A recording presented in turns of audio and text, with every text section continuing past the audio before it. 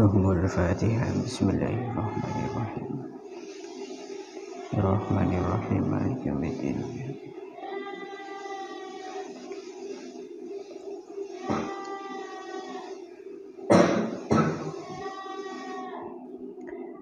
Bismillahirrahmanirrahim. Faqad qala al-mu'allif rahimahullahu ta'ala wa nafa'na bihi wa bi'ulumihi wa bi asrarihi fid dharaini amin. Allahumma amin.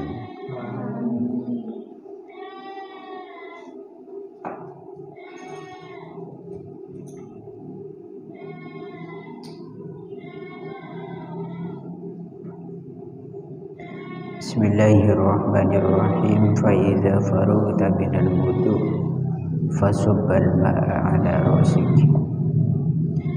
Fa idza faragta moko ing dalem nalikane wis rampung sapa sira. Moko ing dalem nalikane wis rampung sapa sira minal wudu'i saking wudu. Minal wudu'i saking wudu fasubba moko ngesokno sapa sira. Fasubba moko ngesokno sapa sira alma'a ing banyu. Alma'a ing banyu ala ra'sika ing atase sirah sira.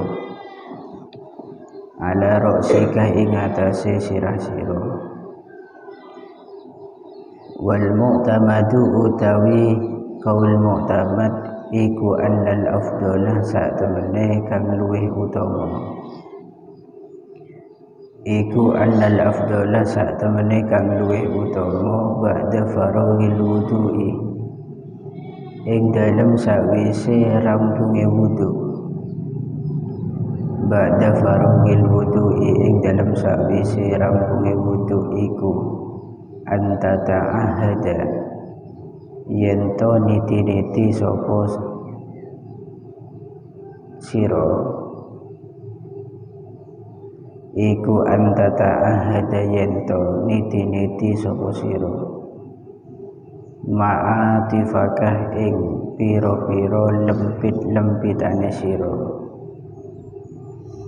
Ma'atifakah ing pira-pira lempit-lempitane sira summa tukhallilah nuli nyela-nyelani sapa sira.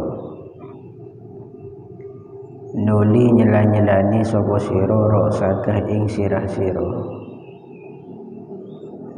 Walau kuntah senajan ono sapa sira iku muhriman wong kang nglakoni ihram. Iku muhriman wong kang nglakoni ihram. Lakin birifkin tetapine iku kelawan alon-alon. Lakin birifkin tetapine iku kelawan alon-alon ingkanah lamun ono iku alaihi ing atase roksika. Iku alaihi ing atase roksika apa sya'run rambut. Apa sya'run rambut gambare bi antudkhilah kelawan yento nglebokaken sapa sira. Bi antudkhilah kelawan yento nglebokaken sapa sira asabi akah ing pira-pira driji sira.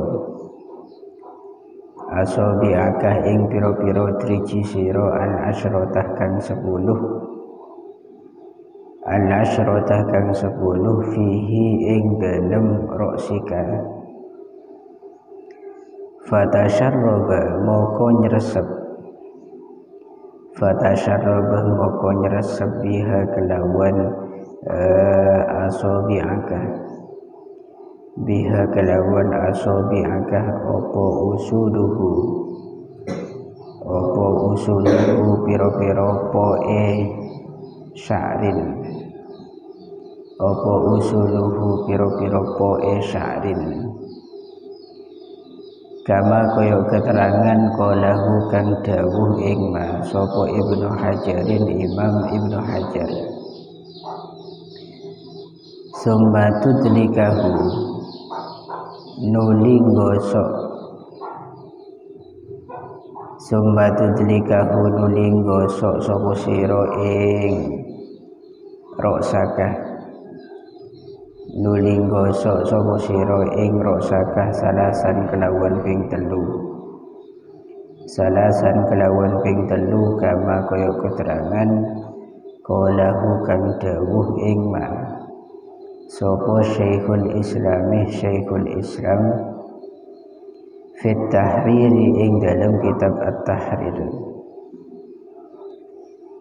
Summa tasubba nuli ngesoaken sapa sira al-ma'a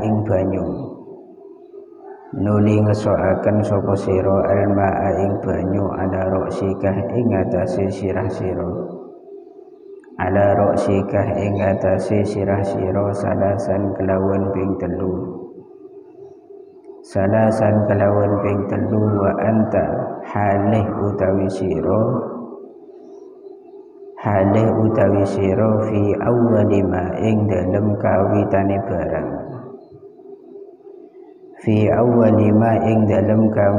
barang tagsiluh kang basuh sapa sira min badanikah saking badan sira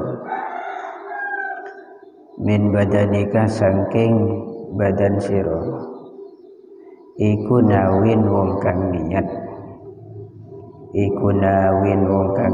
raf'al hadasi ing ngilangi hadas minal saking janabat au nahwihi utawa sepadane raf'al hadas minal janabah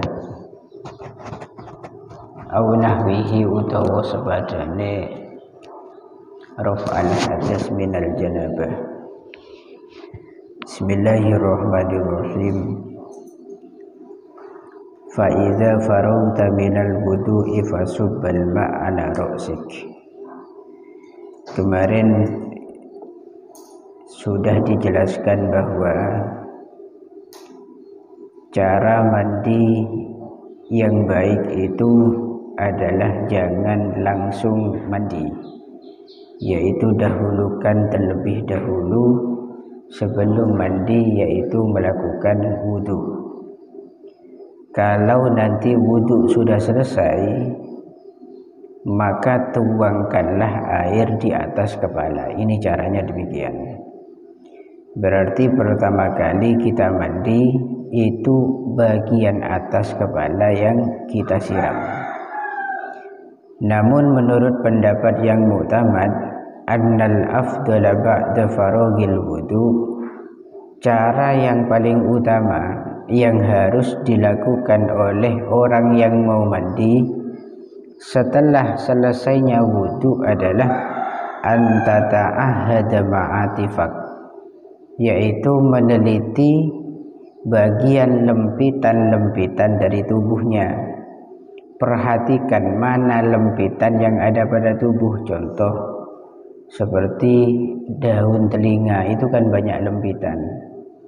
Kemudian leher bagi orang yang gemuk, perut bagi orang yang gemuk, dada bagi orang yang gemuk. Semua lempitan-lempitan tubuh termasuk nanti di dubur itu nanti harus diperhatikan. Ini yang perlu, karena kebanyakan orang itu kalau tidak memperhatikan masalah syariat, itu mandi kayak mandi biasa nih demikian. Padahal yang paling terpenting dalam mandi itu wusulul ma' ila jami'il badan, sampainya air pada seluruh anggota tubuh. Ini yang penting, ini mandi secara syar'i. Lah kalau mandi ecek-ecek kayak mandinya bebek itu suar niyatin nawaitul ghusla ya dak sah gitu ki. Tetap dalam kondisi hadas.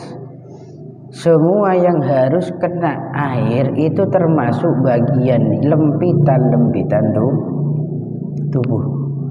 Makanya bedes juga guru saya ada buagi cara mandi itu kalau bisa mandi itu ya akela toju boleh mandi di toju gitu karena meletoju pasti akela akela dubur itu juga kena basuhan air kelencapan itu juga harus di situ sampean buka terus basuh kelek-keleknya itu. Terus bagi perempuan di bawah dada itu juga semuanya harus kena basuhan. Pokok tidak ada satupun anggota tubuh yang tidak kena air, termasuk bagian dalam pusar. Bucel sambian itu walaupun bucel sambian bucel somor dalam misalkan ya bitak pas selenet benai, karena itu juga bagian ma'atif atau lempitan tubuh yang harus juga kena air. Kalau ada kotoran di sana maka juga wajib dibersihkan. Ini biasanya bucel menjarang epersen mulai gini itu bedelang celengah biasa lampat kotoran waktu kecil itu kalau tidak dibersihkan sampai sekarang masih ada. Openin mandi sampai bersihin itu ini yang faham tentang guslun secara syar'i. Tidak sembarang mandi pokok kelihatan mandi niatin sudah selesai, enggak. Ini saatnya mana isolul ma ila jami'il badan, itu mandi secara syar'i. Kemudian setelah memeriksa lempitan-lempitan yang ada pada tubuh, summa tukhallila ra'saka walau kunta muhriman, kalian itu hendaknya menyela-nyelai rambut kepala sampean disela-selain sama jari jemari sampean ini walaupun dalam kondisi dalam ihram, dalam kondisi tepan ihram, karena tepan ihram itu kan agak dilarang, itu bahasanya agak dilarang kita itu melakukan tahlil. Kenapa? Takut ada sebagian rambut yang rontok. Walaupun sampean di sini dalam kondisi ihram pun juga sama, hendaknya di situ melakukan tahlil. Rambutnya itu disisir pakai tangan, itu tahlilnya sela-selain. Akan tetapi sampean itu ihram dalam kondisi melakukan ihram baik haji atau umroh, itu caranya dengan pelan-pelan, birifkin, sekiranya rambutnya tidak ikut rontok. Sekiranya bunyi kata ikut rontok. Walaupun toh nanti pada akhirnya ya pakun rontok gitu. Karena cek nyaman obu nikah sedang-kadang tanpa disentuh juga rontok dengan sendirinya. Nah ini lagi mumpung ingat ganggu stres sehat atau nifas atau siapapun yang hadas besar junub lah.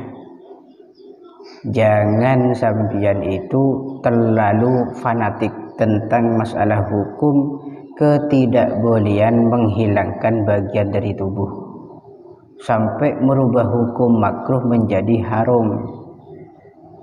Ingatin, ada memang keterangan jangan menghilangkan anggota tubuh ketika sampean itu dalam kondisi haid atau junub, pokok hadas besar.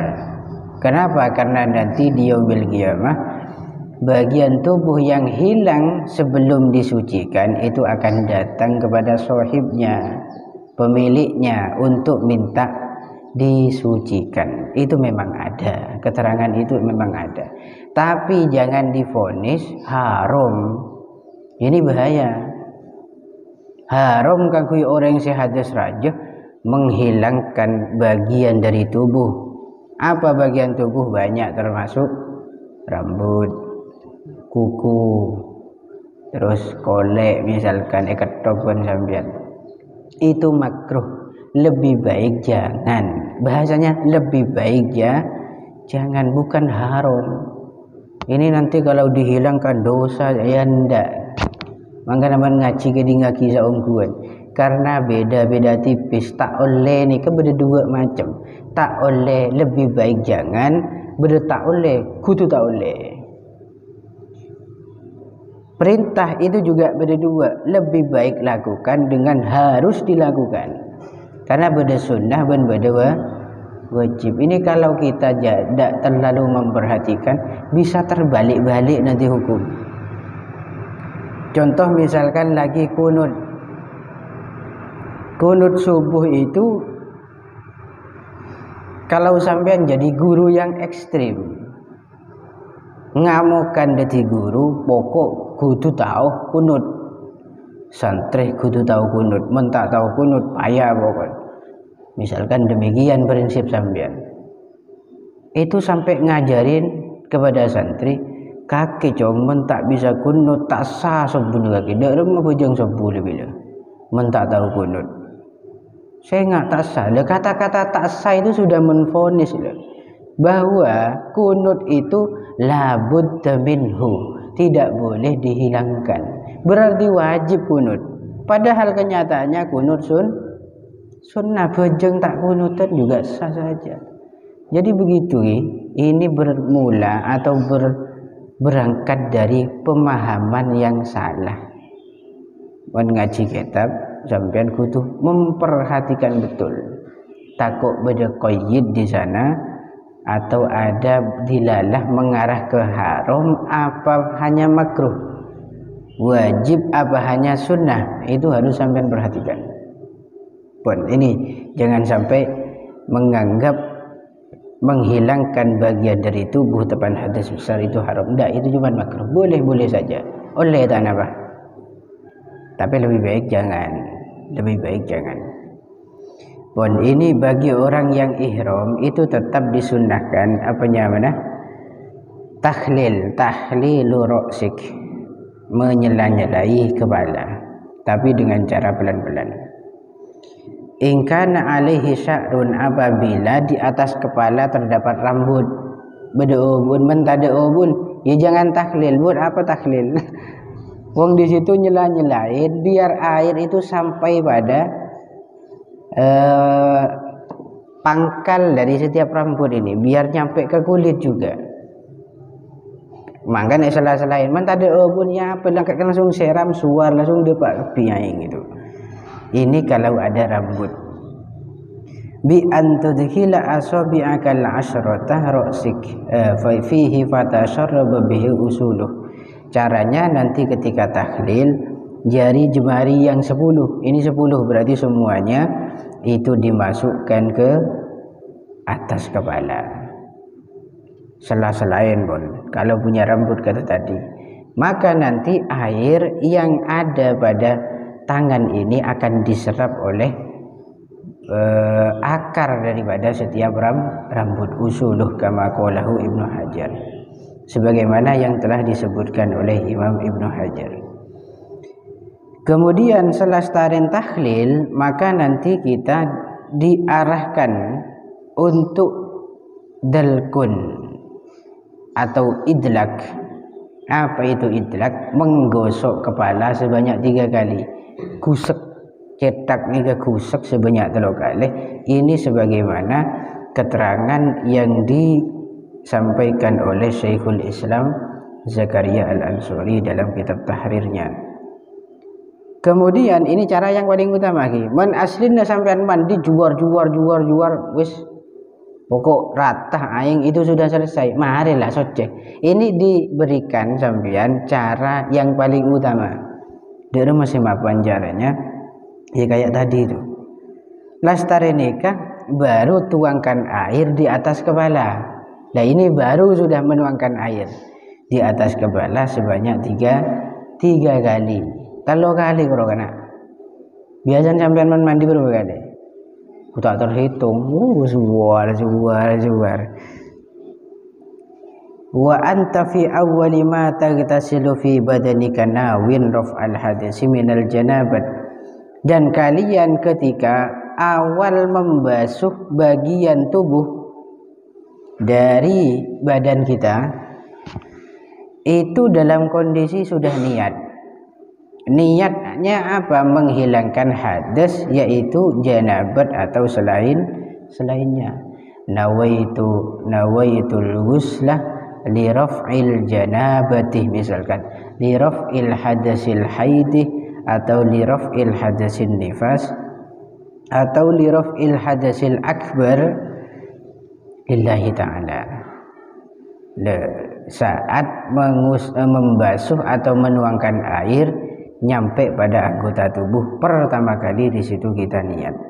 Au nahwi summa subbal ma'ala syakkikal aiman salasan wallahu a'lam bishawab. Al-Fatihah. Bismillahirrahmanirrahim. Ar-Rahmanirrahim. Maliki yaumiddin. Ghairil maghdubi alaihim